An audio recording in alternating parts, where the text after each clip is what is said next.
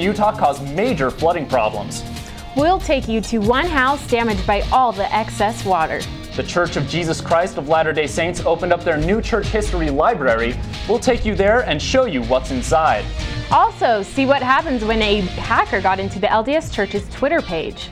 Plus, the big digital TV switch is less than 1 hour away. See how it's affecting your old TV set. BYU Daily News is next. From Brigham Young University's Department of Communications, this is your Daily News at noon. Honored by the Broadcast Education Association for Best Newscast. It's tomorrow's journalist today.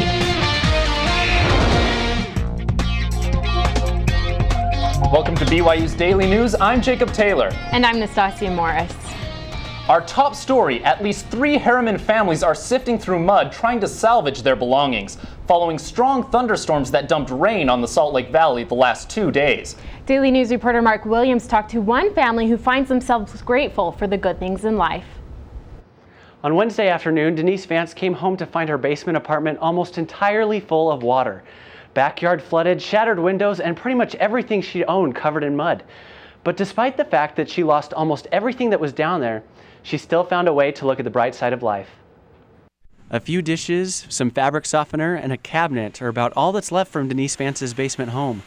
Now that most of the water's gone, her friends and family helped to get out what's left and clean up the layer of mud that covers pretty much everything.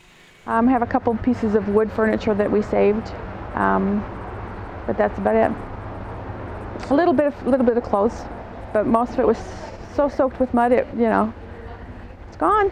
The water came like a tidal wave, filling the basement and parts of the home with nearly 8 feet of water in just a matter of minutes. A friend got to the house before anyone else and tried to protect the house from damage.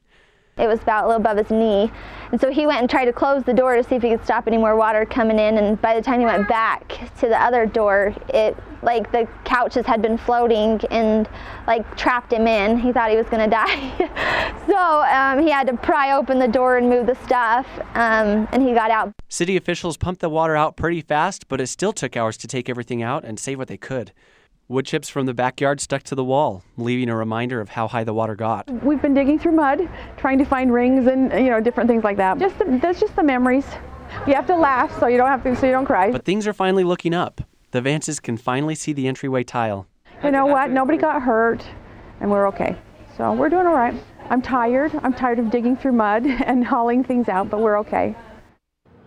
Unified Fire Authority Captain Clint Smith says that the flooding actually happened because of oversaturated farm fields and too much water overflowing from the storm drains.